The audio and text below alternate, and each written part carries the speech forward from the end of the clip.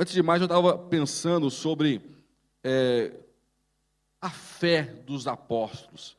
Eu estava vendo aqui o trecho de Romanos 1:17, que eu vou ler daqui a pouquinho com vocês, e eu estava pensando, eu falei, poxa, hoje em dia a gente tem tanto recurso de comunicação, né?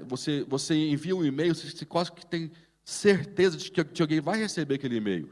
Você faz uma postagem no Facebook, no Instagram, você quase que é certeza que alguém vai ler aquela mensagem. Agora eu estava imaginando o apóstolo Paulo escrevendo, nesse caso aqui para Romanos, que certeza que ele tinha que aquela carta ia chegar na igreja de Romanos. É um ato de extrema fé. Não é como eu tenho fé para postar no Facebook, é muito além. O primeiro desafio era saber se a carta ia chegar nas mãos da igreja, onde foi enviada. Segundo desafio, se ia ter boa vontade de quem recebeu a carta de ler a carta para a igreja. Terceiro grande milagre, impossível, essa carta não só ser lida, mas ser copiada várias vezes e estar hoje nas nossas Bíblias, sem qualquer recurso, internet. Eu falei, meu Deus, a igreja, o evangelho é uma obra espiritual, não tem explicação. Porque a gente tem tanto recurso hoje em dia, e tem tantas pessoas que querem ficar famosas, e querem ficar virais na internet, não conseguem. Várias nações, tempos diferentes, que não se conheceram, e falavam do mesmo assunto, multigeracional, sem contradição. Eu ouvi um cara falando, outro dia falando sobre isso, falando que se você escrever um livro hoje em dia, e escrever um outro a seguir, você vai se contradizer. Nós nos contradizemos. Se eu escrevo agora um livro, escrevo depois um segundo, um terceiro, eu pego o terceiro e leio o primeiro, eu acho contradições sobre mim mesmo, e a Bíblia não tem isso em gerações, e séculos e séculos e séculos. Isso é um milagre. Então, e eu vejo essa maestria espiritual de uma carta lançada no escuro, na mão de alguém, para chegar lá em Romanos. Não só chegou, não só foi lida, não só abençoou, mas está sendo lida hoje de novo. Porque Deus cumpre o seu propósito. Você pode dizer amém? Deus, cara, lembra do Deus que você serve. Nosso Deus é um Deus de propósito, e todo o propósito dele se cumpre. Nada fica para trás, nada fica vazio. Quer ser feliz? Se alinha no propósito do Senhor. Você vai ter vida, movimento, intensidade na sua história. Não vai só ficar assistindo a vida passar, não. Se você se alinhar com o que Deus quer, esse Deus que é um Deus vivo, intenso, que cumpre propósitos, vai atuar com poder na sua vida, em nome de Jesus. Você recebe isso? Então aplauda ao Senhor, vibre com isso em nome de Jesus. E o apóstolo Paulo em Romanos, logo no primeiro capítulo, ele fala o seguinte, Romanos 1:16, ele fala o seguinte: porque não me envergonho do evangelho, pois é o poder de Deus para a salvação de todo aquele que crê, primeiro o judeu e também do grego. Fala assim comigo, o evangelho é o poder. Fala assim, poder, é o poder de Deus para a salvação de todo aquele que crê. Interessante, o apóstolo Paulo, ele definir o poder de Deus em palavras. Em um primeiro impacto, você fala, nossa, mas está reduzindo a tão pouco o poder de Deus. Deus é poderoso, sim ou não? Muito ou pouco poderoso? Muito poderoso. Ele fala que todo esse poder do Senhor está aonde? No Evangelho. Ele se manifesta pelo Evangelho. É como se na nossa ótica nós estamos diminuindo o poder de Deus. Mas pelo contrário, Paulo mostra quanto ele entendia a maneira que Deus trabalhava. Porque se você for lá ver em Gênesis 1, a coerência de Paulo na afirmação, você vê que o padrão de criação de Deus para a terra, para o universo e disse o quê? E disse Deus, haja luz. E disse Deus, haja porção seca. E disse. Cada vez que ele falava alguma coisa, no espiritual, algo no físico acontecia. Fala comigo assim, palavra. O Evangelho é a palavra de Deus, proclamada por Jesus e pelos apóstolos.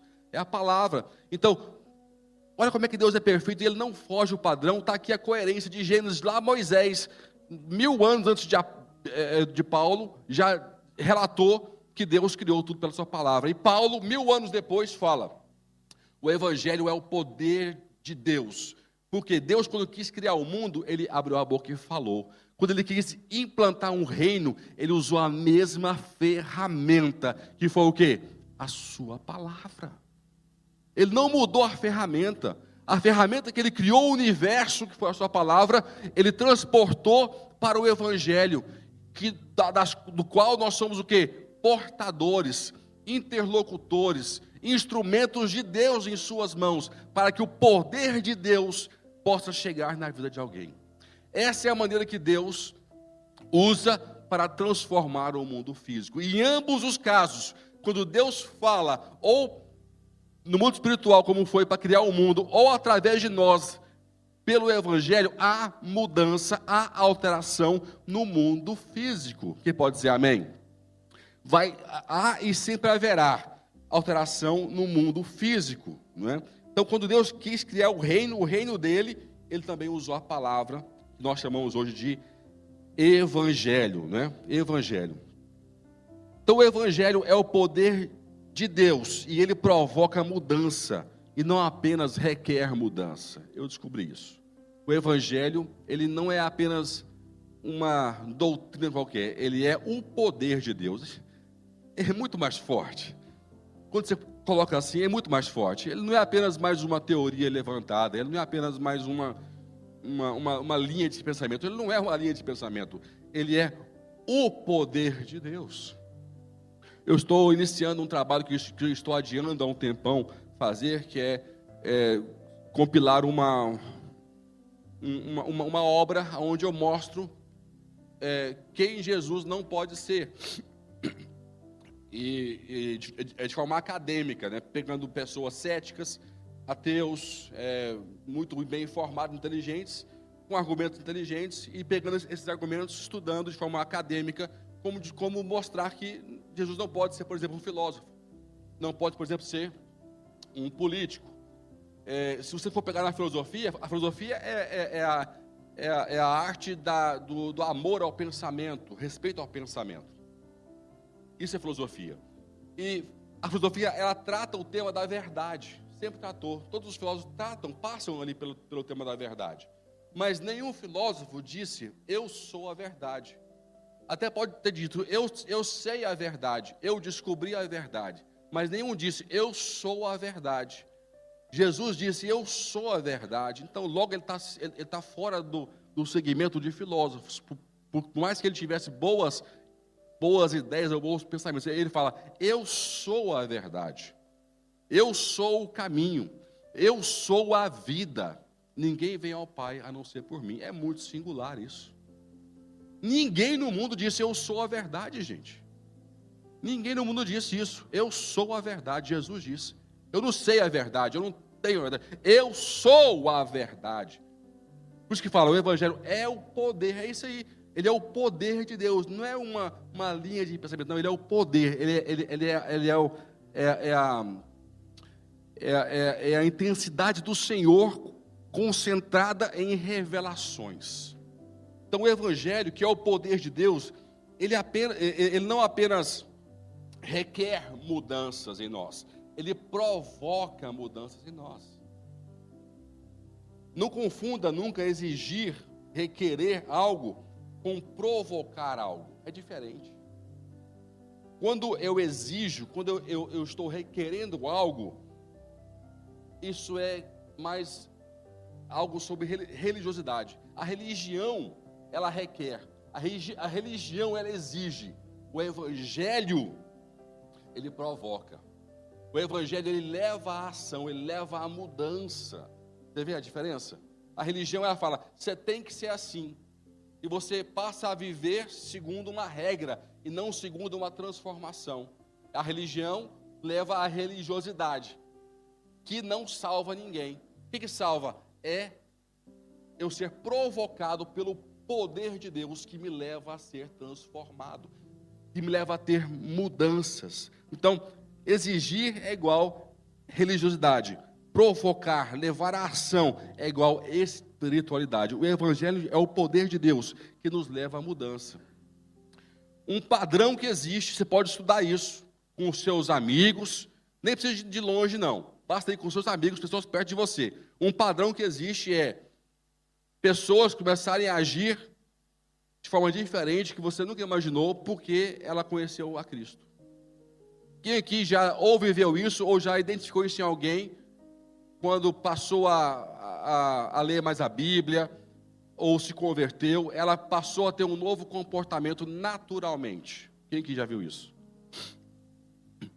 Isso é o quê? É o evangelho provocativo, que está provocando uma mudança, não apenas reativo, não apenas por exigência, por cumprir algumas regras. Quer ver uma evidência? É se a sua esposa ou seu marido identificou uma mudança em você, por causa do evangelho, realmente Deus está fazendo uma obra, porque ninguém melhor para dar o basta torcer em relação a isso é a sua esposa, o seu marido ou os seus filhos. Se você passou nesse teste, realmente Deus está fazendo uma obra na sua vida. Sabia disso? Olha o silêncio. A cobrança é forte da esposa, dos filhos. Mas existe. É natural, às vezes, a esposa, o filho, notar que há uma mudança ou há uma melhoria, ou que Deus está presente na vida do pai, da mãe, naquela relação. Isso é fundamental. Então, o evangelho, o poderoso evangelho, ele não só exige, ele nos provoca. Ele provoca mudança, conserto no altar, arrependimento. Ele provoca ressignificação de vida, propósito. Ele nos provoca prazeres que antes não existiam e nós não sentíamos antes. Passamos a ter prazer em algumas coisas que nós não tínhamos. Prazer no bem, prazer em ler a palavra, prazer em pregar a palavra, prazer em ver alguém, o bem vencer o mal. Prazeres surgem em nós que não surgiam antes. Satisfação de você falar não para a sua carne. Sua carne quer uma coisa, mas que vai contra o evangelho. Você fala, não vou fazer. Satisfação de você calar a sua carne. Prazeres que não existiam antes começam a existir, porque o evangelho, o poder de Deus, ele não exige, mas ele provoca-nos mudanças muito sérias. Então, isso me deixa uma regra. Se não provocou mudança, não é o evangelho. O evangelho é revelação e não informação. Vou repetir. Faz um balanço na sua vida ou no evangelho que você leva para alguém. Se não provocou mudança, não é o evangelho. Evangelho é revelação, não apenas informação. Faz sentido ou não faz sentido? Evangelho, ele é revelação, porque ele é o poder de Deus. Não é apenas mais uma informação que eu estou absorvendo. Não, ele é o poder de Deus. E o poder de Deus, ele provoca mudanças. Desde o princípio, ele provocou mudanças e vai provocar até o final. Quem pode dizer amém aqui? Até o final vai existir mudanças, porque o evangelho é o poder de Deus. Ele não tem o poder de Deus, ele é o poder de Deus para a salvação, né? Eu mencionei na pregação que eu fiz a última vez, no domingo não passado ou anterior, e também fiz uma pequena menção no passado sobre Hebreus 4:12, né? A palavra de ser cortante, afiada, uma espada de dois gumes, quem lembra aqui? Eu falei sobre isso, que é uma espada que não atua apenas na parte espiritual, na parte emocional, que é a alma, mas ele atua onde? Na junta e na medula, parte estrutural, parte física. Um evangelho que não é refletido no físico, no comportamento, nas decisões, não pode ser esse evangelho que o apóstolo Paulo fala que é o poder de Deus para a salvação.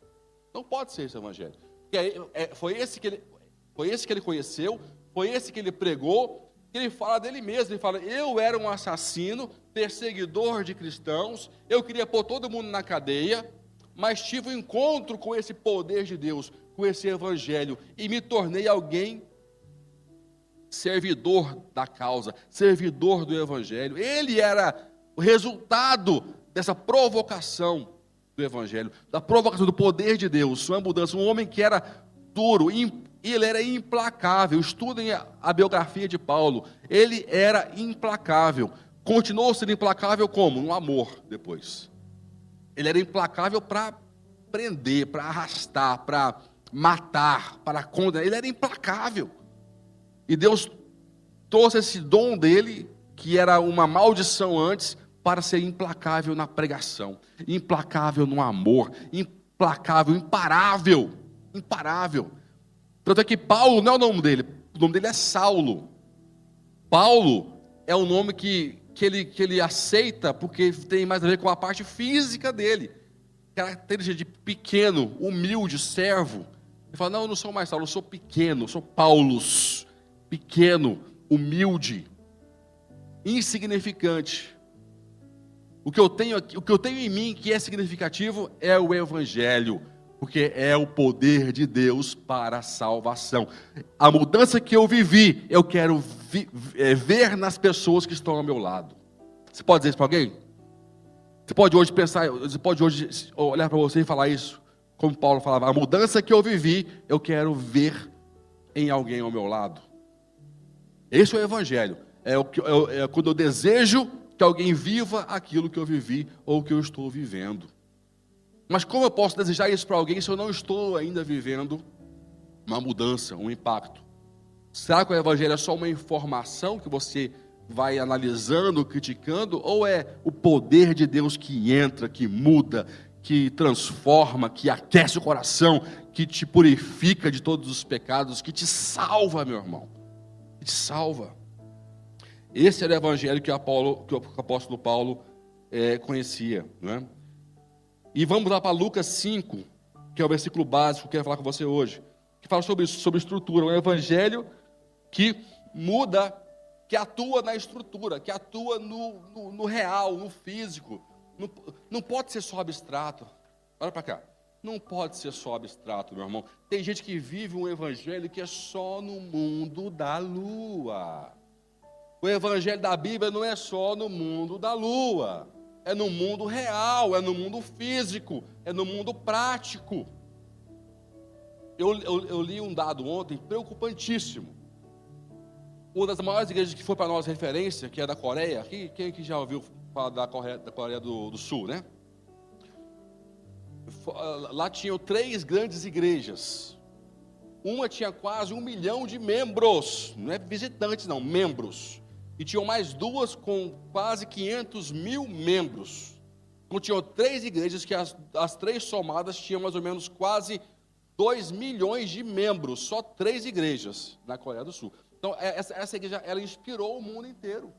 Lembra? Os livros. Qual que era a base provocadora desse crescimento? Sempre foi oração. Se você for ler sobre a igreja da Coreia, você vai ler que era uma igreja que orava intensamente. Tinha escalas de 5 da manhã, 6 da manhã. Era um relógio 24 horas. Mas vai ver hoje como é que está lá. Continua os movimentos? Continua, mas o número de jovens na igreja é mínimo. Não chega a 3% de jovens na igreja. Então, não basta acertar na parte espiritual, de ficar no mundo espiritual, no mundo do abstrato, se eu não me preparar para o mundo real.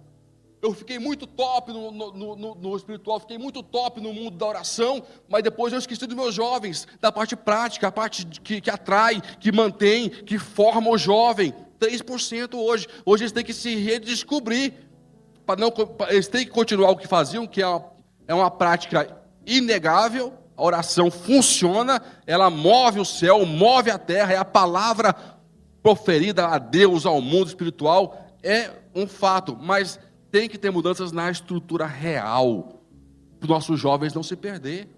tem que ter um espaço que quem não que não está vivendo ainda esse momento mais intenso, espiritual falando, de forma espiritual falando, possa chegar e se sentir bem, não se sentir um alienígena. Eu imagino alguém chegar na igreja, que nunca pisou na igreja, e pega um louvor meio intenso, ele fala, eu sou um alienígena. Era como eu me sentia. Estou falando de prático.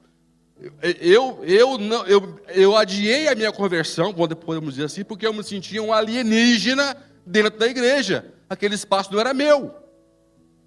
Eu não era anjo. Aquele espaço não era para mim. Então a gente tem que ter equilíbrio desde uma ponta até a outra. Todas são importantes, mas não tem nenhuma mais importante, não. Então, palavra, poder de Deus na parte espiritual, na parte emocional e na parte prática, na parte física. Então vamos orar pela Coreia, porque eles têm potencial, eles inspiraram muito o mundo inteiro em relação a orar, as disciplinas espirituais que são fundamentais para qualquer igreja e qualquer crescimento. Então, na nossa vida, em Lucas 5,37, Jesus ele fala sobre isso, sobre um exemplo de estrutural. Como é que eu tenho que preparar a minha estrutura para receber a parte espiritual? E ninguém deita vinho novo em odres velhos. Do contrário, o vinho novo romperá o quê? Os odres e se derramará. E os odres, se o quê? Está lendo, não? Vamos lá. 37. E ninguém deita vinho novo em odres velhos. Do contrário, o vinho novo romperá os odres e se derramará. E os odres se o quê? Fala assim, perderão. Se perderão. Os odres se perderão. Mas vinho novo deve ser deitado em odres o quê? Fala novos. Novos. E ninguém, tendo bebido o velho, quer o novo, porque diz, o velho é bom. Queridos, esse versículo, essa passagem aqui, dá para a gente mexer muito aqui nela, tá? Porque são muitos exemplos que Jesus dá, usando uma figura de linguagem muito conhecida naquela época, que é a parte do odre. Odre fala sobre estrutura. É normal, quando falamos em odre, pensar naquele barril, sim ou não? Esse odre aqui não é bem aquele barril. Esse odre aqui é um saco de couro, muito comum para guardar o vinho, guardar o leite, ou guardar também a água. Era um saco de couro que tinha que matava o seu animal, curtia o couro. Quando tivesse o ponto certo de não ter mais cheiro, não ter mais gosto, fazia-se o odre com uma costura e deixava lá pronto para ser um recipiente de vinho, água, leite. Nesse caso, Cristo usa aqui como o vinho como exemplo, porque o vinho quer dizer o quê? O Espírito Santo. O vinho novo, a nova unção da igreja, um novo tempo para a igreja, é o Espírito Santo, é o vinho novo. E aqui você entende o seguinte, que não tem como você preparar uma estrutura nova para algo espiritual se não houver morte. Vou repetir. Não tem como se preparar uma estrutura nova para algo espiritual se não houver morte, se não houver renúncia, se não houver uma disposição de matar aquilo que me afasta de Deus. Estão me compreendendo? E, coincidência ou não, a morte do cordeiro era mais comum para se ter esse couro, para se armazenar o vinho. Era um cordeiro que era sacrificado. Era aproveitado o couro e fazia-se os odres. Então aqui fala sobre estrutura. Volto a dizer, se não provocou mudança, não é evangelho. Evangelho é revelação e não informação. Então, ponto 1, vinho novo denuncia a vida ou denuncia a morte. Ele fala lá atrás, se não se preparar a estrutura, vai se desperdiçar o quê? O vinho e também o quê? O odre. O couro vai rachar, vai ficar inútil o odre. Então, quando a parte espiritual se manifesta, se eu não me adaptar, ela denuncia ou vida eterna ou denuncia morte, porque houve desperdício. Um odre que poderia ser bênção, que poderia ser um bom recipiente para uma nova unção, para um novo tempo, ele é desperdiçado, ele é condenado, não vai ser usado mais aquele odre, porque ele não preparou a sua estrutura para um tempo novo, para um vinho novo, para o que o vinho novo pedia ou requeria. Então, o vinho novo denuncia vida ou denuncia morte. Se não provocou mudança, não é o Evangelho. O Evangelho é sobre revelação e não apenas informação. Segundo ponto, tempo de relacionamento, depois tempo de servir. Tempo de relacionamento e depois tempo de servir a Deus. O que é interessante na passagem é que você vê que até chegar o tempo de eu poder receber o vinho novo, há um tempo bem considerável de tratamento do couro. Quando eu me entrego, quando eu me permito deixar morrer algumas coisas, me sacrifico no altar, eu me coloco, como fala Paulo, já estou crucificado em Cristo, nova criatura sou, não é assim que fala? Eu estou crucificado, eu estou morrendo, eu estou crucificado em Cristo. Então, eu estou morrendo em Cristo. Do período de morrer até receber esse vinho novo, tem um processo de relação com Deus, de cuidado com Deus fundamental, porque há o sacrifício, há o tempo de espera, há o tempo daqueles cheiros, o odor sair, faz assim, ó, tem que ir embora esse cheiro aí. Um banhozinho também ajuda, mas tem coisa que o banho não tira. Tem odores que o banho não tira. É o odor do comportamento, da língua. Tem odor que o banho não tira. Então, esse tempo que chama-se curtir o couro, né? É um tempo que Deus faz com a gente não percebe. É o tempo de curtir o couro, para não levar o gosto errado para o vinho. Não levar o sabor errado para o conteúdo que Ele quer colocar em nós. Fala assim, está demorando por causa disso. Estou fedido. Quanto mais eu cheirar mal, mais vai demorar.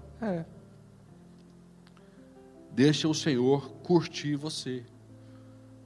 Relacionamento com Deus, isso me mostra isso. Se na minha estrutura não tiver relacionamento, tempo com Deus, aprendizado com Deus para esses odores, que eu me acostumei com esses odores, não sair de mim, eu não vou passar para a fase seguinte. Quem que já percebeu que nós acostumamos com odores? É horrível isso, né? Quando você acostuma com um odor. Nós como pastores, tivemos casos já na igreja, mais do que um, infelizmente, de pessoas acostumarem com o seu odor, e temos que falar, olha, as pessoas estão reclamando de você, e darmos presente, darmos um sabonete de presente, ensinar como usar um sabonete. Passamos já por isso mais do que uma vez. Damos perfume de presente, porque a pessoa acostuma com o odor. Na sua casa, fede, mas você não sente, só quem vem de fora é que sente o odor da sua casa. E se a pessoa for muito amiga sua, ela vai dizer, olha, está com um cheirinho errado aqui, você quer me ajuda? Nós tínhamos um projeto que era, como é que chamava aquele negócio? Isso que era Day, que a gente fazia aquelas limpezas. A gente pôs lá um nome que era um nome para divulgação, né? A gente fazia um sorteio nas pessoas, e toda a equipe, toda a igreja ia naquela casa e fazia uma limpeza, dava um dia de descanso para aquela família, sabe? Ficava tudo cheiroso, tudo bonitinho, de maneira que a gente levava as percepções que nós temos da igreja para aquele lar, e era um dia de festa, um dia gostoso. Então, se a pessoa for muito amiga sua, ela vai te dar alguns toques, senão ela só vai se afastar e não vai mais estar com você, não vai mais se envolver com você.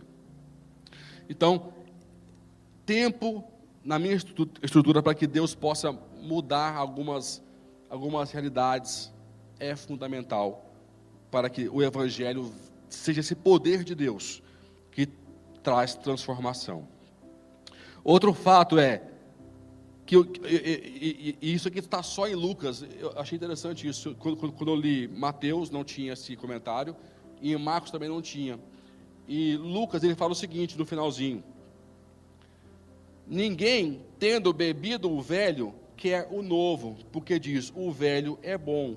Eu acho que é muito comum, todo mundo entende que na cultura do vinho, sabe que o vinho, quanto mais velho, é melhor, é ou não é? É a máxima que se fala, o vinho, quanto mais velho, melhor ele é.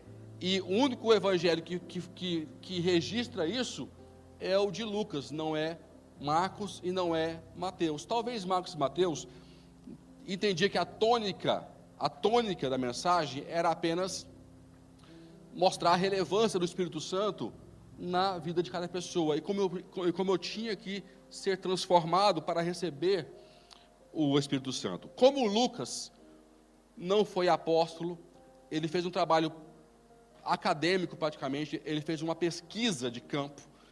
Você pode ver que o Lucas 1 fala que ele ouviu inúmeras testemunhas oculares que participaram dos fatos.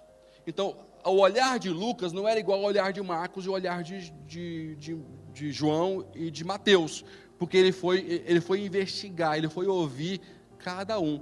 Como ele ouviu, alguém acrescentou que também isso foi dito, ele registrou, porque esse era o trabalho dele, era registrar as versões dos fatos.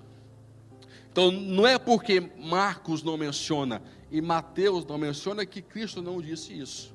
Então, Lucas, pela tradição oral, que era muito forte em Israel, muito forte, tudo se passava oralmente, de boca a boca, de pai para filho. Então, era uma tradição oral muito forte, muito fiel. Ele foi e registrou.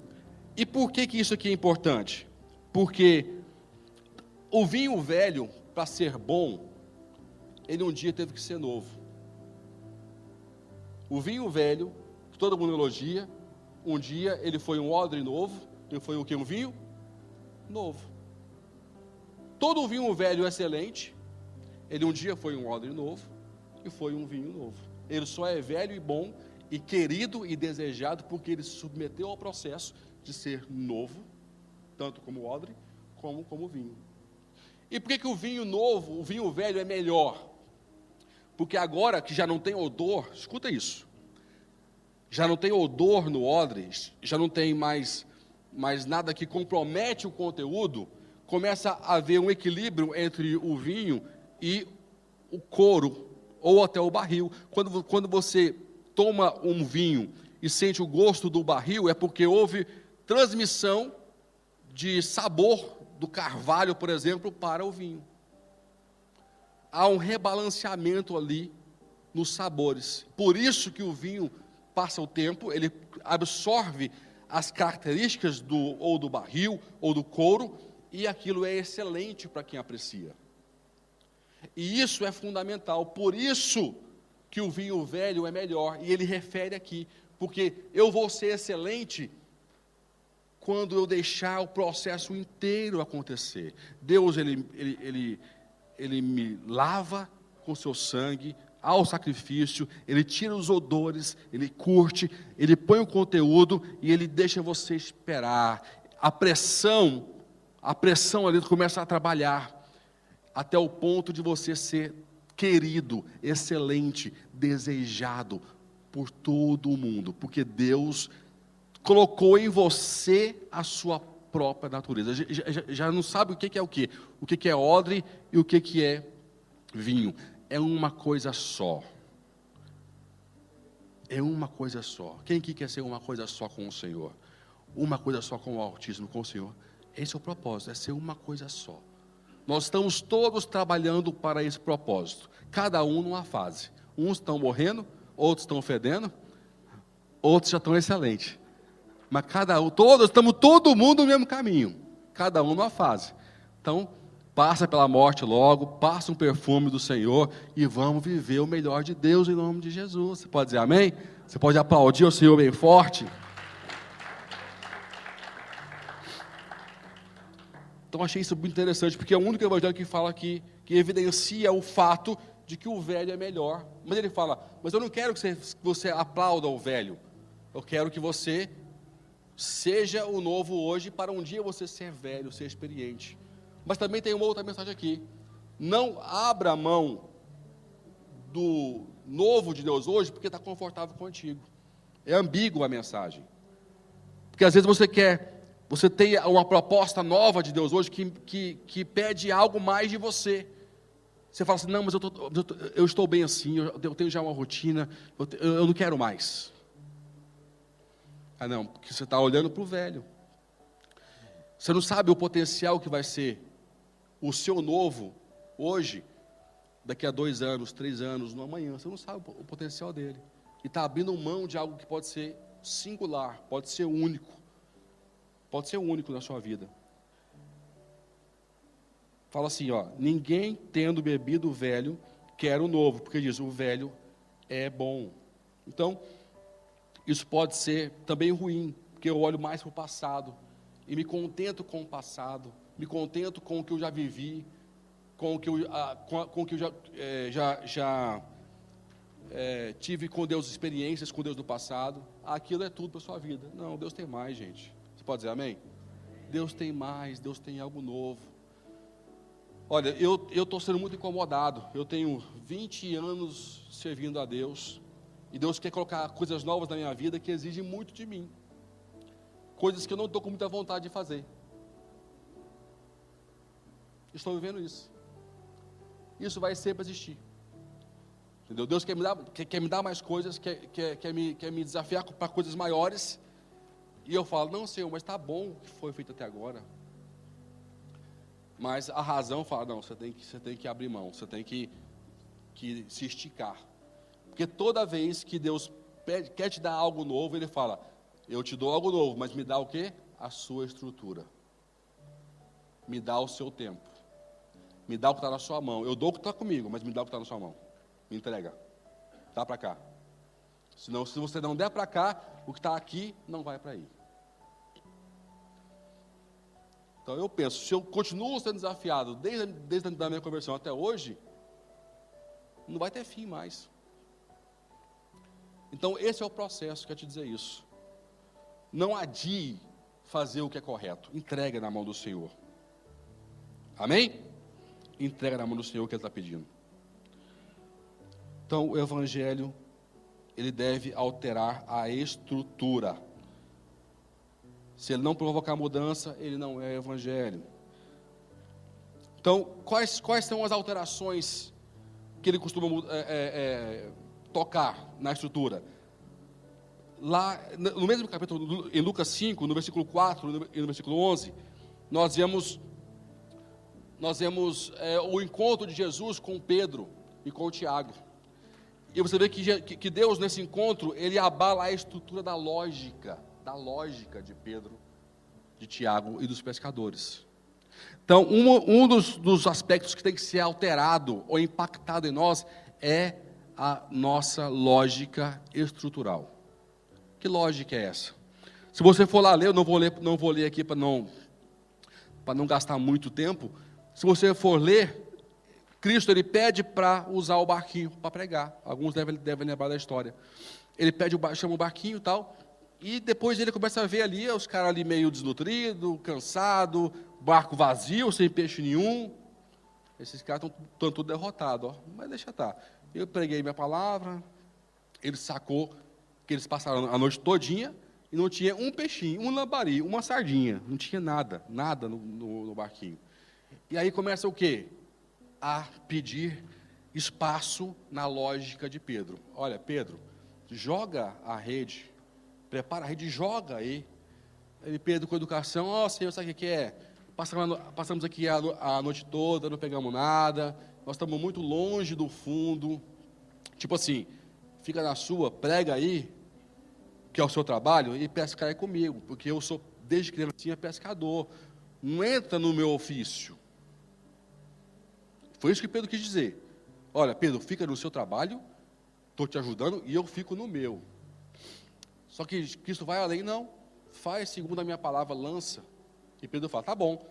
segundo a sua palavra, eu vou lançar. Eu acho que Pedro imaginou o seguinte: eu vou lançar, puxar a vasilha e fazer assim, ó. Está vendo? Não falei que ia dar errado? Eu acho que essa era a frase que estava no gatilho na boca de Pedro. Eu não te avisei?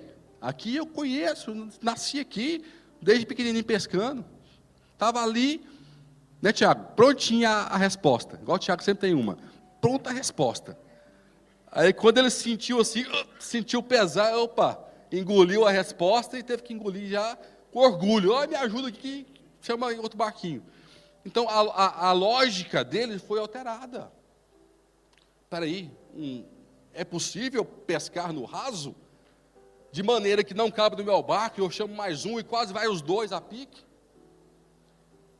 Então, você vê aqui no mesmo capítulo que Deus requer de nós alterar a estrutura da nossa lógica. A nossa lógica é tacanha, ela é mirrada, ela foi configurada por este mundo. Olha para cá, a sua lógica foi configurada por este mundo. Deus tem que alterar essa lógica. Ele tem uma lógica diferente de trabalhar. Ele tem outra realidade em relação ao físico, que nós conhecemos. E eu só vou experimentar se eu deixar ele atuar na minha estrutura, da minha lógica. Entendeu? Você pode dizer amém? Dê um aplauso ao Senhor. Outro fato, que ele atua, em qual estrutura, pastor? Da expectativa. Mas que eu nunca vi essas coisas, pastor. Existe isso? Claro que existe, isso faz parte de nós. Nós só não organizamos isso em caixinhas. Nós vivemos por uma lógica, nós vivemos debaixo de expectativas, sim ou não? O tempo todo, isso faz parte da nossa estrutura física, abstrata, emocional, faz parte de nós, não é? E em Lucas 5, 20, no mesmo capítulo, você vê Deus atuando na estrutura da lógica de alguém. Porque os amigos, tem um amigo que é paralítico, põe ele numa maca, leva em Cafarnaum, desce pelo telhado, está lá todo mundo assistindo, homens da lei assistindo aquela cena, e Cristo fala o seguinte para o cara: olha só que o Evangelho é provocador, que Jesus ele era provocador. Ele é provocador porque ele provoca reação. Provocar não é só você atiçar alguém até ficar com raiva, não. Provocar é você levar alguém à incitação, ao movimento, a uma coisa nova. Provocar também é isso. Não é só na parte que a gente conhece de fazer alguém ficar com raiva. Não é isso, não. É você estimular, incitar. Isso é provocar. E Cristo, ele incitou o movimento ali. Quando chega o homem na maca, que quer o quê? Quer o quê o homem, gente? Ele quer andar. Um paralítico, ele quer o quê? Ele quer andar. Qual que é a sua expectativa? Andar, voltar a andar. Cristo vai e fala: eu perdoo os seus pecados. Eu vim aqui para isso, eu quero andar. Ele organiza a estrutura da expectativa. Meu filho, para mim é muito melhor, muito mais importante você ser salvo do que você ficar correndo para o inferno. Estrutura da expectativa. Eu vim para o culto porque eu quero melhorar o meu casamento. Eu quero melhorar as finanças. Eu quero um emprego novo. Não, espera aí. Eu vou te perdoar os seus pecados primeiro. Depois a gente conversa sobre o resto. Olha só o silêncio. Eu acho bacana esse silêncio constrangedor. É a estrutura da expectativa. Jesus ele vai em confronto. Aí ele mexe com duas pessoas. Ele frustra um e desafia o outro. Mas quem que tem poder para perdoar pecado se não Deus? Ele foi no ponto fulcral. Ele mirou em dois lugares. Acertou esse aqui, dizendo: olha, para você é mais importante ser perdoado do que andar. E chamou aqui, os mestres aqui, Quem que pode perdoar, se não Deus? Aí eles, sondando o que pensavam os escribas, para que saibais que o Filho do Homem tem poder para perdoar os pecados, levanta e anda. Ele levantou, tomou o seu leito e andou. Você pode aplaudir e vibrar comigo? Eu estou vibrando aqui em cima. Estrutura da expectativa. Temos que deixar o Senhor mudar isso em nós.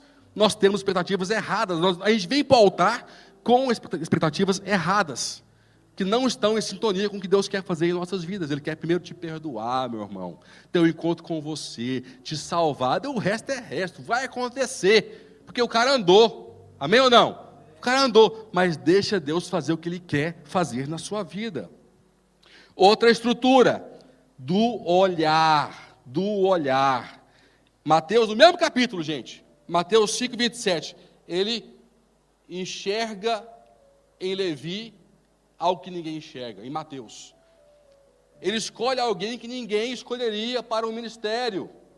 Mateus, ele era rejeitado, demonizado pelos seus irmãos judeus, porque ele era um judeu que cobrava impostos para Roma.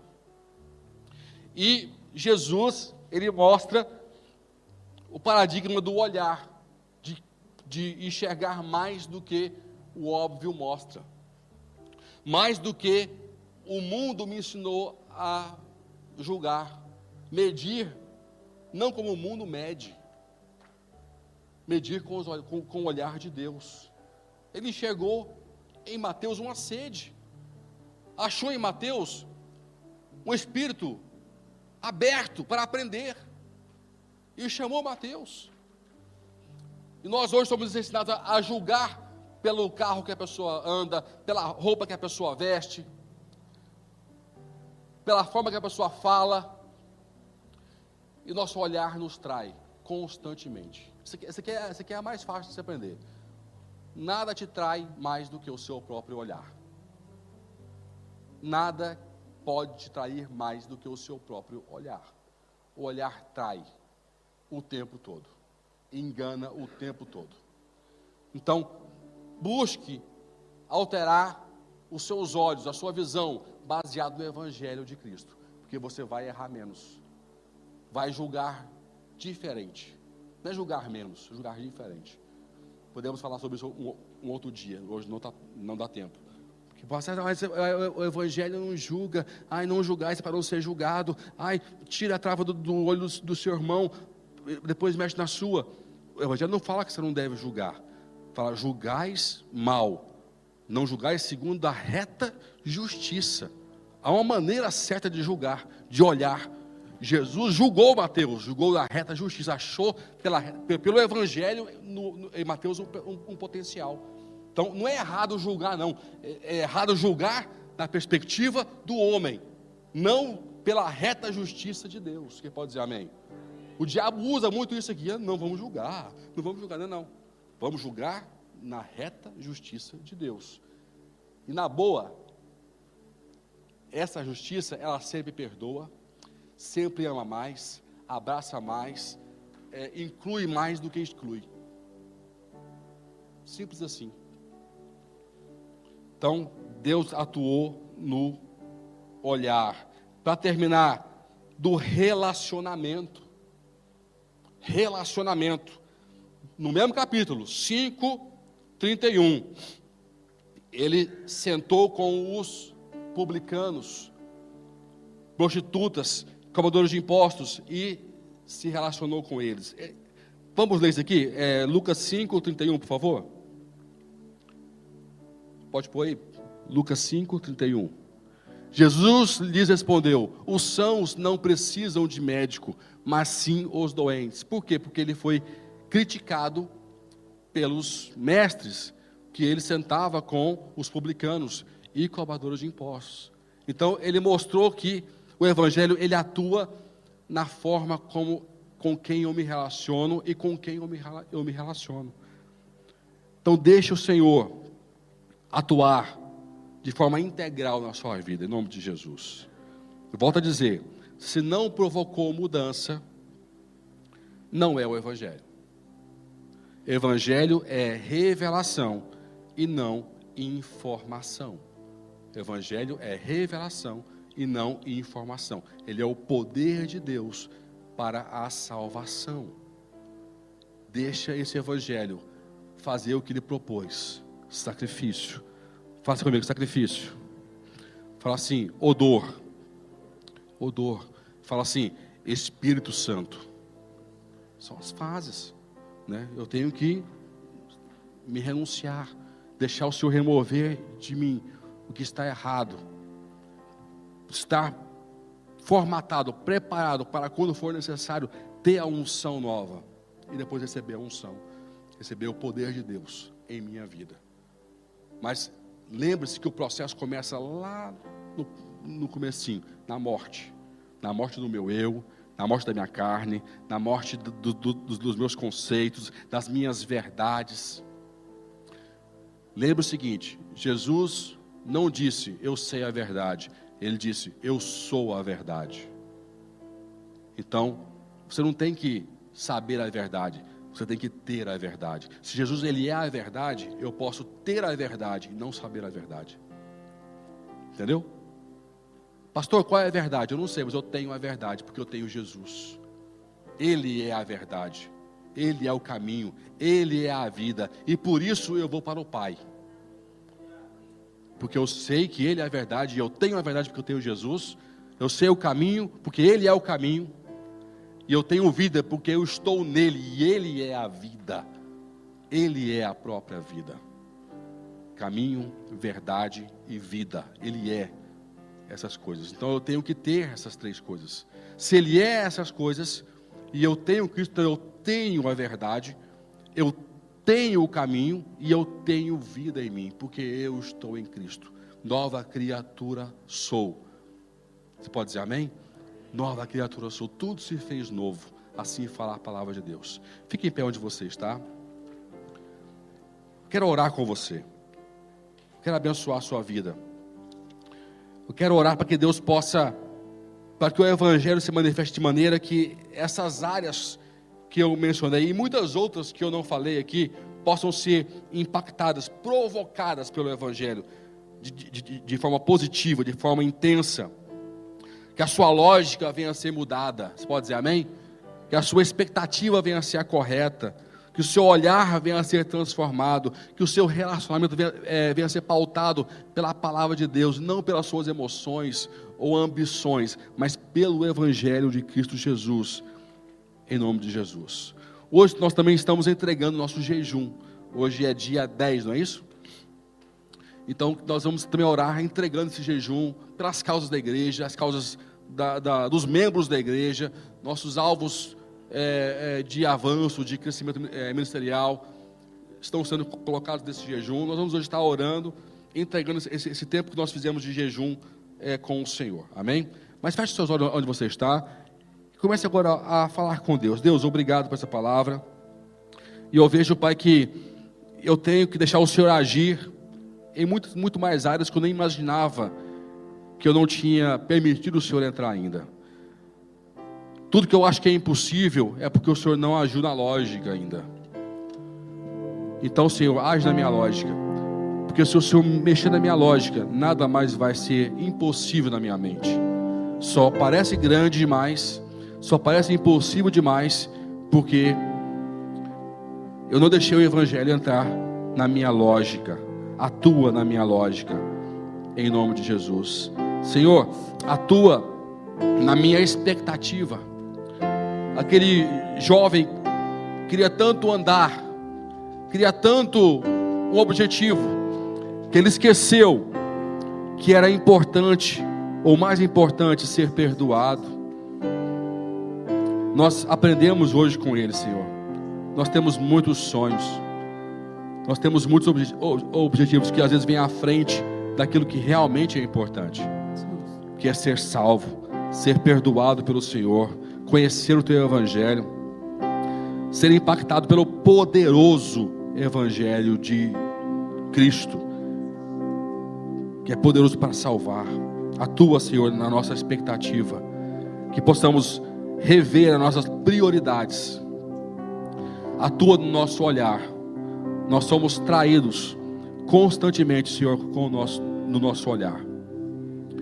Nós olhamos segundo a carne, olhamos segundo o mundo, olhamos segundo as nossas emoções, olhamos segundo nossos traumas, e poucas vezes olhamos segundo o Teu Evangelho. Como o mundo seria diferente, Pai, se para cada situação que nós olhássemos segundo o Teu Evangelho. com amor, com misericórdia, com compaixão, com envolvimento, querendo participar para ajudar e não apenas criticar o que eu acho que está mal. Atua no nosso olhar, atua na estrutura da visão de como vemos o mundo, de como vemos o próximo. Muitos de nós aqui nunca daria uma chance para Mateus. Nunca daria uma chance para Mateus sentar conosco em nossas mesas. Essa que é a realidade. Muda o nosso olhar. Atua, Senhor, nos nossos relacionamentos, começando nos nossos lares, com nossos amigos, colegas de trabalho, irmãos na igreja, líderes e liderados. Que o Teu Evangelho venha ter um impacto direto nos nossos relacionamentos. E pedimos tudo isso, Pai, não apenas para nós mesmos, mas sim porque sabemos que se o Senhor atuar em cada área que nós estamos aqui orando, nós vamos ser servos melhores para o Senhor. Nós vamos ser uma igreja melhor na Tua presença e no Teu propósito. Vamos poder avançar muito mais, porque aí sim seremos espirituais, porque no material, no hoje, no agora, na prática, no visível, o Senhor atua na lógica, atua na expectativa, atua no olhar e atua no relacionamento, Senhor. Nós oramos a Ti com todo o nosso coração, crendo e cheios de expectativa que o Senhor vai atender, e que essa unção de transformação será dada à Tua igreja, Pai. Eu quero abençoar, eu quero profetizar, Senhor, que o Evangelho, que é poderoso para transformar, para salvar, venha nos impactar sobremaneira. Porque se não há mudança, não foi o Evangelho. O Evangelho, ele é rema, ele é revelação. Ele não é apenas logos, não é só a lógica, não é só a informação. Ele é rema, ele é a palavra que veio do céu. Então eu quero abençoar e liberar para essa nova realidade sobre a Tua casa, sobre a Tua igreja, Pai. Que o Teu nome venha a ser glorificado através de cada vida aqui, Senhor. Eu te oro no nome de Jesus. Amém e amém. Vem me visitar.